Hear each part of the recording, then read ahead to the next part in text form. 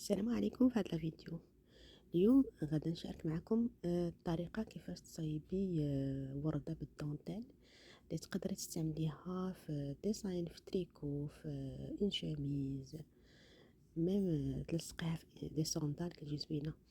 الوغ كنخيطو بهذه الطريقه السهله اللي معروفه و اشاك فوا كندخلو البرا كنجرو باش كنكمشو داك الدونتيل، وحدو كيتكمش هو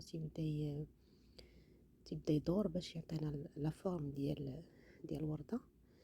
كنكملو بنفس الطريقه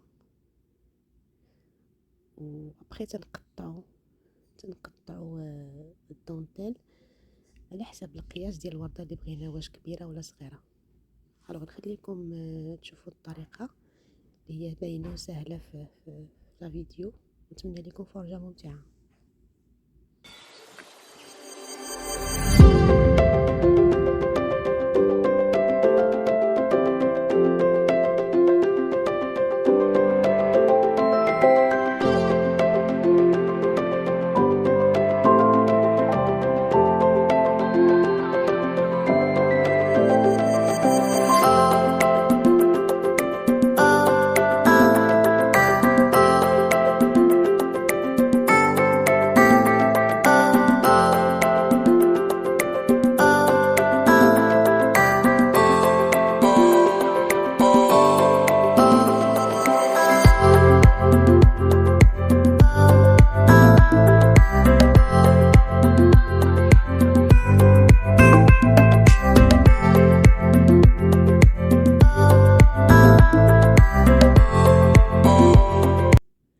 الوغ بعد ما كملت الورده غادا نزوق بها واحد التريكو اللي كنت ديجا ضفت ليه ديزاين في الكول بنفس الدونتيل، وديجا شاركت معكم الطريقه في واحد لا فيديو.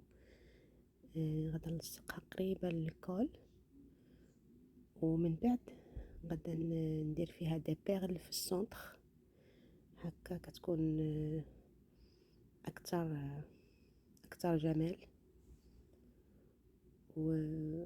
وداك الجوهر كيتواتى بزاف مع الدونتيل. خليكم معايا تشوفوا الطريقه.